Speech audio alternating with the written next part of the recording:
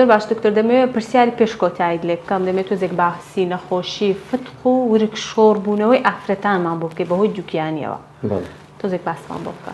طبيعي فتق يعني يعني دروزبوني كونتشيا كغير طبيعية لجسمي أسباب كاني زورة لمن ضالي ولا زقماتشو دروز دبيتن كلا دايق دبيتن لا أفرتان لكاتي حملي دروز دبيتن لا اختيارا لكاتي بروستاتي جورة دبيتن زخ دكا لميس كردن لبيساي كردن لقبضي يعني لجنزان لشتي قرص هر دقريتن اشتكاني زختي زجي زيادة الشاكاني ناوزجي در بري لريجي كطبيعينية لريج طبيعينية لو يك أو دبي بيجرينيوا هذا كان صار سريعا ببين اشتري وكو فتقي من ضالان كلكنا وشي لو أنا تدو صالي ثابته لو أنا شان كان نشتري قريب بيتر وهذا كان ببر شبكة هذا كان بشبكة ذات دريتن وديوار زجير دخلتوا وكشورج دبيتوا اشتشي ناشرين دروز دكالبو آفرتي زيادة الآفرت حزان لي أو الشوري لي كنوا لقر من ضالبوني كزج جورة دبيتن أو عمليات ذكرتنو لكن مش قلت من باي عملياتي 5 مليون.